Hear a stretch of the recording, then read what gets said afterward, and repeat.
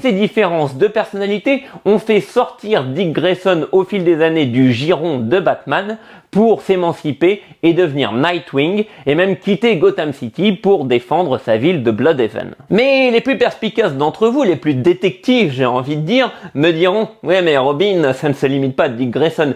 Évidemment que ça ne se limite pas à Dick Grayson et c'est pour ça que je vais vous parler d'un deuxième album, une deuxième recommandation, Le Petit Bijou, Robin the Boy Wonder, écrit et dessiné par Juniba.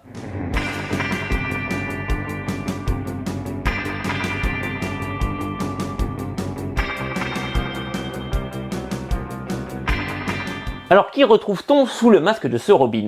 Eh bien un personnage qui illustre bien le concept d'héritage au cœur de l'univers DC, Damian Wayne, le fils de Bruce Wayne et Talia al Ghul, que certains d'entre vous connaissent par son incarnation jusqu'à la mort dans The Dark Knight Rises, une mort mémorable pour tous, voilà, c'est inutile de revenir dessus. La seule chose moins crédible que ton rap, c'est ta mort dans Batman.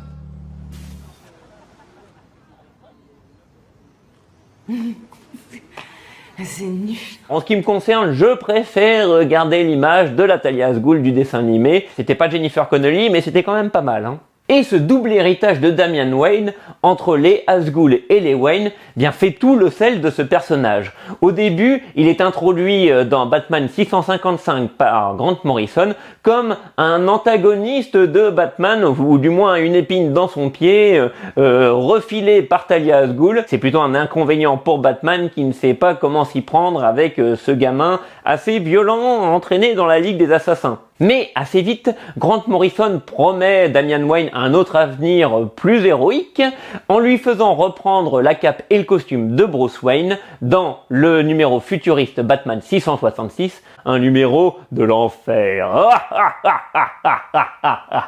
Non, excusez-moi.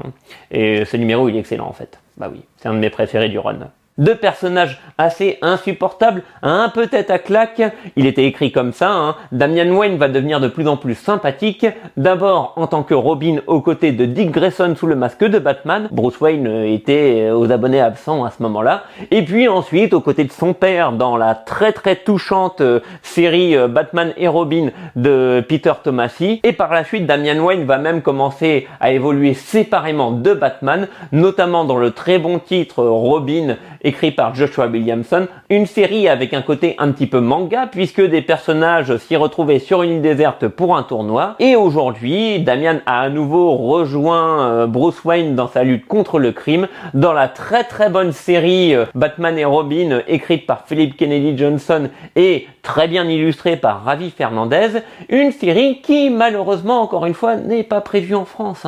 Mettez-vous à l'anglais, je vous dis. Bah oui. En attendant que vous soyez peut-être un peu plus à l'aise dans la langue de Shakespeare, je vais vous parler de ce Robin the Boy Wonder, une bonne histoire qui vous fera aimer le personnage en français.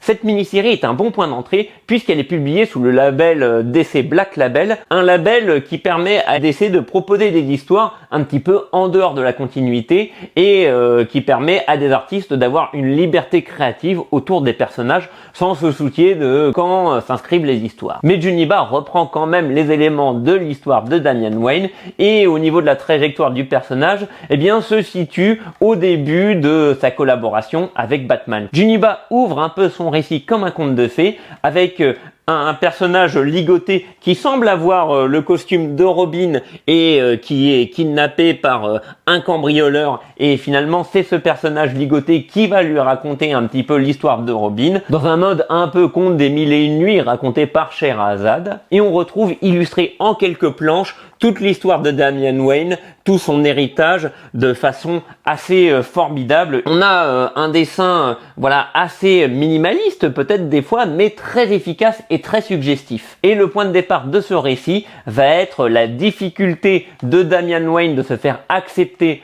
par Bruce Wayne, étant donné que Damian Wayne a reçu une grande partie de son éducation avec la Ligue des Assassins et qu'il fait assez peu de cas des criminels, ce qui aboutit à un élément tragique lorsqu'il choisit d'ôter la vie à un de ces criminels. On a ce petit passage de violence graphique au début du récit, mais tout ça est stylisé par le dessin de Juniba qui fait des merveilles pour arriver à créer des visuels poétiques en fait. Juniba fait preuve d'une grande imagination pour dynamiser sa mise en scène, et on a un récit rempli d'humanité avec Damian, avec lequel on rentre en empathie parce qu'il cherche à se faire sa place auprès de Bruce, se racheter en fait de son passé d'assassin. Et qui va aider Damian Wayne à trouver sa voie? Eh bien, je vous le donne en mille, les anciens Robin. Pour Juniba, ce récit est non seulement une lettre d'amour à Damian Wayne, mais aussi à tous ceux qui ont pu porter le masque de Robin aux côtés de Batman. On a un Dick Grayson aux côtés de Barbara Gordon,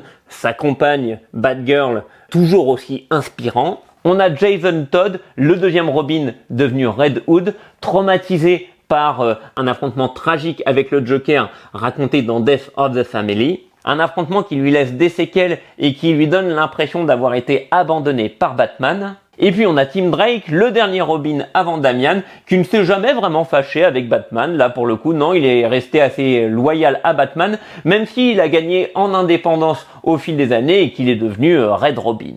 Et on a de ce point de vue une très bonne relation entre Damian Wayne et Tim Drake, une relation faite un petit peu de rivalité et de jalousie pour Damian Wayne, qui est un petit peu envieux vis-à-vis de ce premier de la classe, qui a très bien fait ses classes en tant que Robin. Au fur et à mesure de cette mini-série, Damian Wayne va devoir faire face à son passé et notamment à la famille Al Ghul. Je n'en dirai pas plus, mais tout ça est vraiment très très bien mené par Juniba. J'ai vraiment été séduit par tout son travail graphique sur la série. Moi je trouve qu'il y a vraiment des pages magnifiques. Voilà, vous voyez, des choses assez imaginatives. Il nous raconte très très bien son histoire. Avec des styles différents, regardez-moi ces passages en mode conte, vraiment une véritable splendeur cet album. Et au-delà du graphisme sublime de cet album, eh bien j'ai été ému par ce récit comme j'ai rarement été ému par une bande dessinée. Sans trop vous en dévoiler, je vous dirais juste qu'à l'issue de ce récit, Damian arrive à trouver sa place au sein de la Bat Family et j'ai trouvé cette fin belle à pleurer.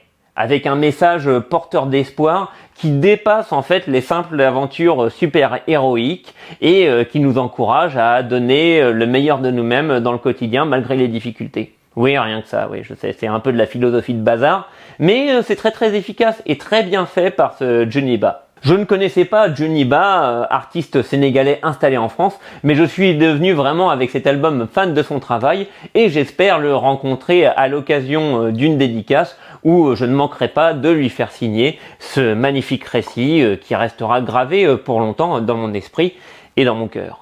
Voilà pour ce tour d'horizon en 2 vidéos assez conséquent sur l'univers de Batman. Un tour d'horizon qui est loin d'être exhaustif parce qu'il y a des sorties de l'univers Batman vraiment tous les mois.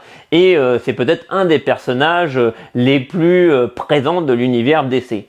Alors je vous ai parlé ici de coups de cœur, mais j'ai aussi quelques coups de gueule que je peux mentionner, notamment le Absolute Batman auquel je n'accroche pas du tout, et puis le Batman Silence 2 que je trouve inintéressant au possible. J'en reparlerai peut-être un petit peu à l'avenir pour vous dire ce que je trouve raté dans ces titres. Et la prochaine fois, je vous parlerai d'autre chose que de super-héros, histoire de varier quand même les plaisirs. Bah oui.